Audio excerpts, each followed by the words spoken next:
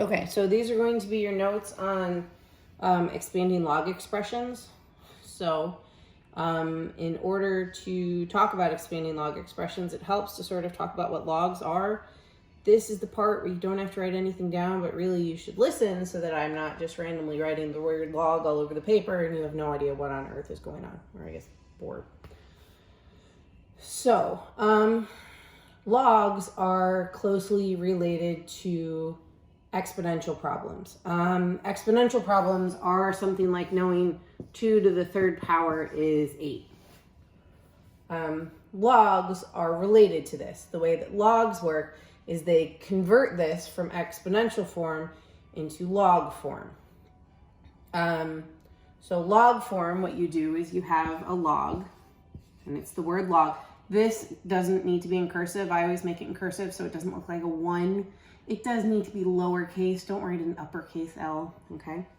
And then whatever this number is your base. It's the base of this problem because it's what's being raised to a power. So it is actually a small sort of subscripted number here. It's not like way down here. It's not the same size as the log. It's a small subscripted number. You should be able to see them on the rest of the note sheet. Okay, and then what you do is here, the same size as the log, same level as the log, you go across the equal sign and you have 8 equals, and then the power goes on this side. And those two things are related to each other. Logs are handy in the real world. They track things like population growth, and they track like some of how quickly bacteria multiply and things like that. That has to do with logs. So like some of the things that they're actually doing with tracking the spread of disease and things now, that has to do with exponential stuff and log stuff. So it's actually applicable in the real world right now, which is kind of interesting because they keep talking about how the diseases are growing exponentially. These are exponential problems and they're related to logs. So today what we're going to talk about is we're going to talk about expanding them, which is taking really smushed together log expressions and spreading them out. That is handy really mostly in calculus. You need to make sure that you know how to expand them. But tomorrow we're going to, or whenever you watch the next video, we're going to talk about smushing them back together, which is condensing, and that's going to be handy for solving, which we're going to get into in the upcoming weeks. Usually you have this tiny base number written down. Sometimes what you see, same thing, not in your notes, but in the grand scheme of math, sometimes you don't see any numbers written here. When you have no number written here, then the implied number is 10. The way with square roots, the implied number was 2. With logs, the implied number is always 10, is the way that it works, just so you know. The way that you say this, so that you sound like you know what you're talking about and you understand what I'm saying when I talk about the problems, you say log base 2 of 8 equals 3, okay? And it's log base 2 because when you relate it to the exponential stuff, 2 is technically the base, okay? So now we're going to talk about actually expanding them. Expanding them and condensing them, they're actually really easy problems. They're fairly simple. We're going to talk about doing them in 2 to 3 steps. If you've done quite a few of them in 2 to 3 steps and you get to the point you're like, this is super easy, I don't need to show this many steps, you can show less steps and that's fine, okay? Just make sure that you're not making mistakes when you start doing less steps. So now what you want to do is you want to look at the properties of logs. There are 3 properties of logs that we're going to deal with. The first one is when you have log of a times b and you're dealing with multiplication. To expand that, which is when you spread them out, you expand multiplication with addition. Okay, notice the word log is in front of both of them and they're just 2 separate terms. Okay, so the next one is when you have division. The way that you expand division is with subtraction. A good rule of thumb with this, the way I always think about it, when you have multiple things on the top and multiple things on the bottom, when you're spreading them out, Anything that's on the top is going to be positive, and anything that's on the bottom is going to be negative. So if you don't have any fractions, then you wouldn't have any negative terms, which is fine.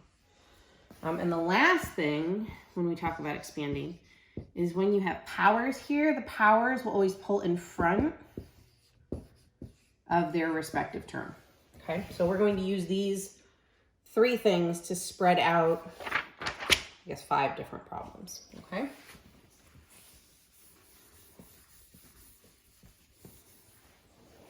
And like I said, we're going to start out doing them in like 2 steps. If you can do it in less than 2 steps, some of them will take 3 steps. But if you can do it in less than that, that is just fine. So first one, we've got log base 2 of 7x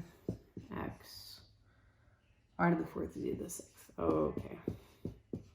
So these are all on the top of a fraction because you don't have a bottom of the fraction, so they're all going to be positive terms. So first thing we're going to do is we're going to spread them out, and then we're going to pull down all of the powers. So spreading them out, you've got log base 2 of the first term, which is 7, plus log base 2 of the next term, which is x, plus log base 2 of your next term, which is y to the 4th, plus log base 2 of your next term, which is z to the 6th. So now it's just a matter of pulling the powers down. The 2, okay, is the tiny number. That means the 7 and the x, not powers, okay? The 4 and the 6 are powers. Those are the things you're going to be pulling down. Don't randomly pull the 7 down, okay? Somewhere you want to be careful is you want to make sure that you're conscious about writing the tiny 2's down. That's a big mistake that people make, is they leave the little numbers out because they're like, it doesn't matter. It does. It's not optional. Make sure you write it down, okay? So the 4 and the 6 are going to pull down, and they just pull down in front of their respective terms, okay? And then you just write everything down, okay? So then you've got log base 2 of 7 plus log base 2 of x plus, we're pulling the 4 down, so you have 4 log base 2 of y plus, pull the 6 down, log base 2 of z, okay? Same thing, I'm going to tick the 7 and the z so that they don't look like super sloppy 1s and 2s.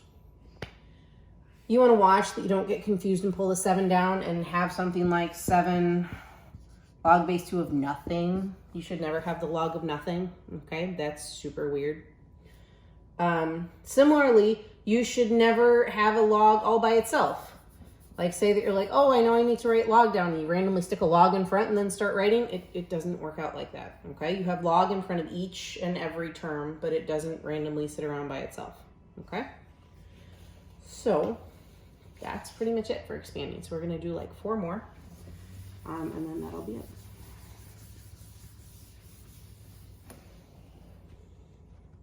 So next one, you've got log base 5.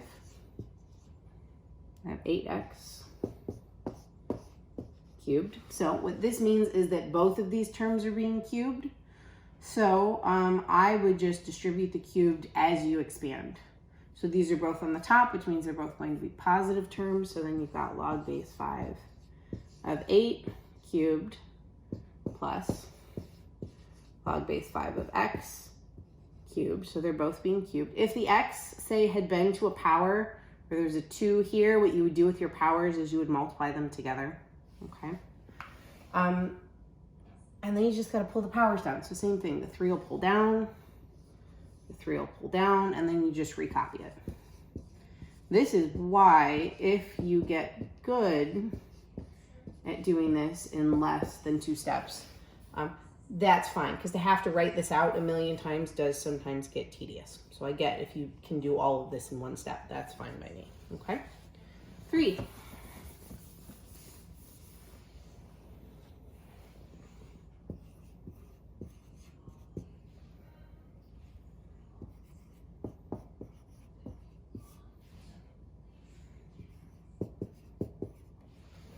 Okay, so 3 is the first one that has division. That means you're going to have negative terms.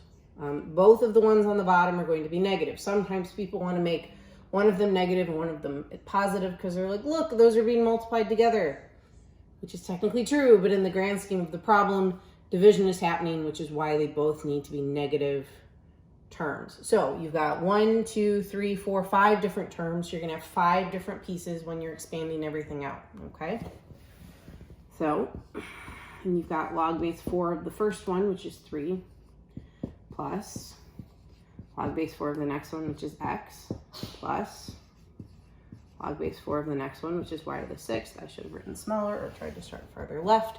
These are both going to be negative. So then you have minus log base 4 of 7 minus log base 4 of z squared, which I'm really hoping you can see.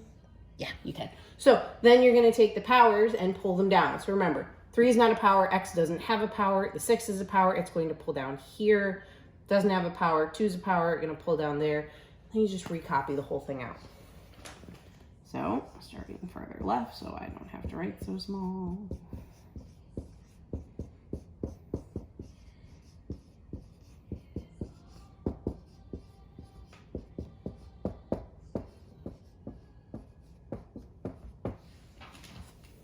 And then you end up with that, okay? And again, notice I made sure I wrote the 4 all the time. This 4 should be, like I said, small and subscripted. Don't make it giant and practically the same size as everything, or I'm going to assume that you don't know where it goes, okay?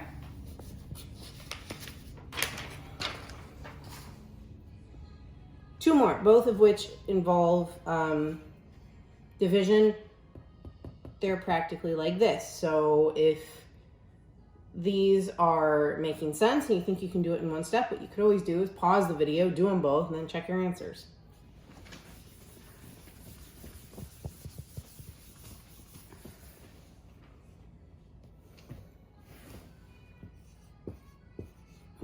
So we've got log base 7 of 12 x cubed y over z to the 8th. So these are all on the top. They're going to be positive terms. This is on the bottom. It's going to be a negative term. And then you're going to pull the powers down. 1 step, 2 steps, whatever. Decide what you need to do in order to not mess it up. Okay? So I'm going to always show 2 steps so that the people that need 2 steps have the 2 steps. So you've got the first one plus, next one plus, next one minus, because now you're on the bottom.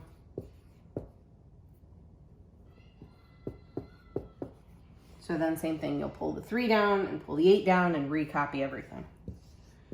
This is y, same thing. If you can get away with doing this all in one step, it will save you a lot of writing time. Y minus 8 log base 7 of z. Okay? All right, last one.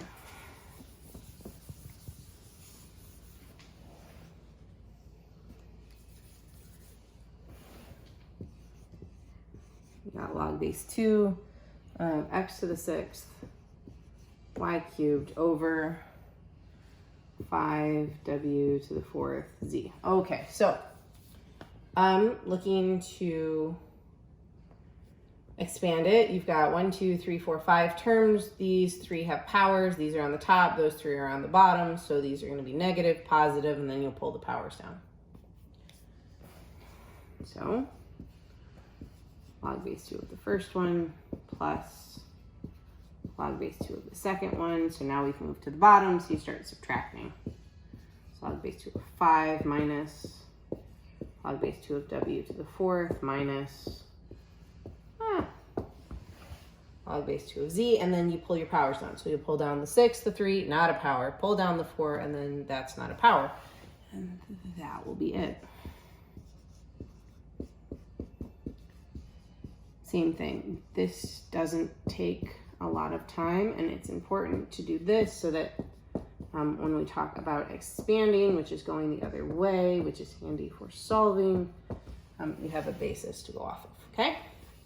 So that is it for expanding log expressions.